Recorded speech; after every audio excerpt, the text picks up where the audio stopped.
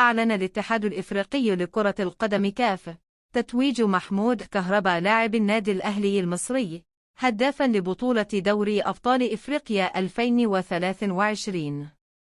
وكتب الحساب الرسمي للبطولات الإفريقية للأندية عبر موقع التدوينات القصيرة تويتر تتويج محمود كهربا لاعب النادي الأهلي المصري هدافا لدوري أبطال إفريقيا 2023.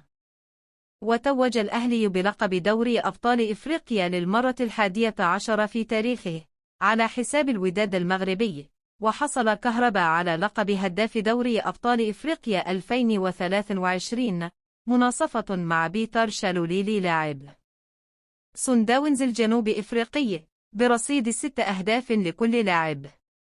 وكتب الحساب الرسمي عبر تويتر بيتر شالوليلي ومحمود كهربا هداف دوري أبطال إفريقيا موسم 2022-23 برصيد 6 أهداف لكل منهما، قدموا الكثير من المتعة.